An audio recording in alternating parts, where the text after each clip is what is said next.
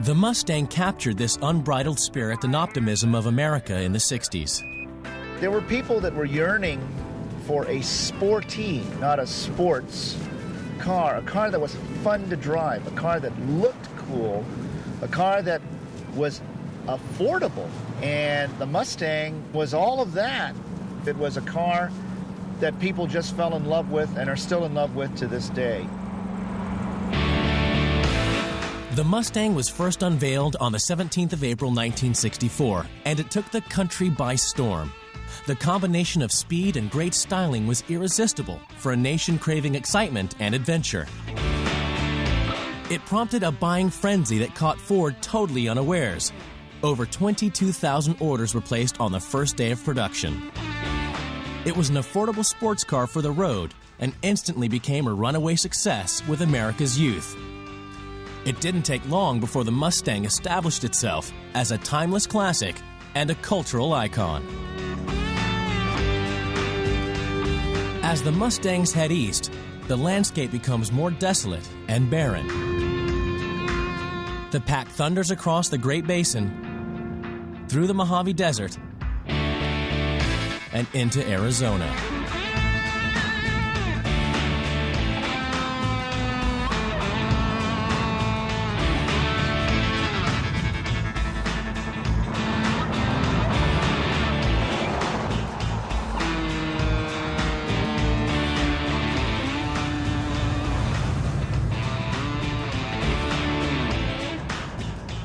After 9 grueling hours and over 400 miles on the road, the first stop is finally in sight. We're about 10 minutes away from Flagstaff. 3 hours ago, we were in Needles, California, which is a barren desert. Now, we're up in the mountains, and there's snow on those mountains over there, and there's big, tall pine trees in front of us. And that's just in a 3-hour drive.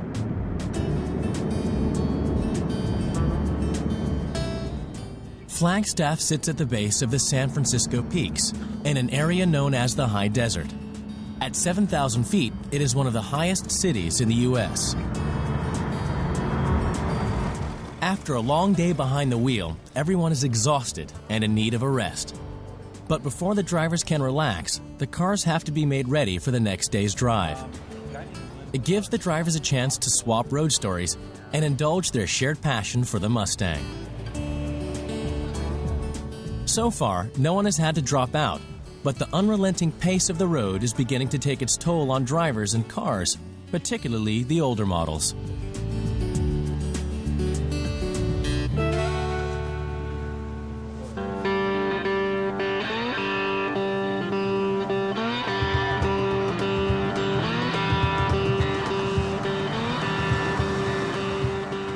It's day 2 on the Mustangs Across America rally to Nashville, Tennessee.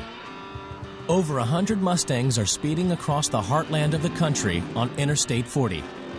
Yesterday, they drove from LA to Flagstaff, and today they have another 442 miles on the road to get to Santa Rosa, New Mexico. This is the longest and toughest day of the whole adventure. And for one Mustang, the day has started very badly. Linda Butson is from Salinas, California. She's one of the few women in the group driving the whole distance. Keeping her company is her friend Mark Ostiak. They are doing the trip in Linda's much-loved 1966 Fastback. Unfortunately, the high altitude and thin air of Flagstaff is causing problems for the classic car. We're done for a minute. If she can't get the car started, her dream of taking the 5-day trek across the country will be over on day 2. So, of course, I was a little nervous because you don't want the car to not turn on the second day of the ride. But what happened then is that Mark took the air cleaner cover off and he opened up the butterfly valve, which allowed air into the carburetor, and the car started right up.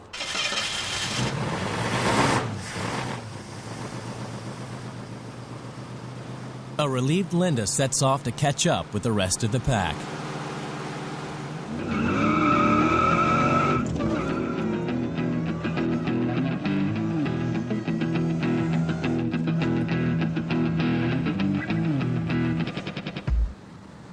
I love the feel of the tires on the road.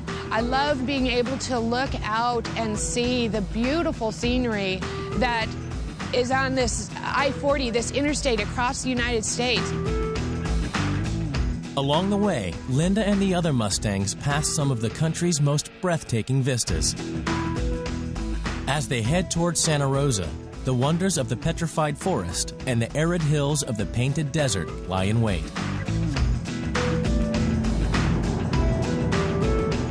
Driving across America in her Mustang is a dream come true for Linda. Her passion for the pony car started when she was still a teenager. I'm not sure if my love of Mustangs started because of the car or because of the guy who was driving the car. But it was back in high school when I first fell in love with Mustangs.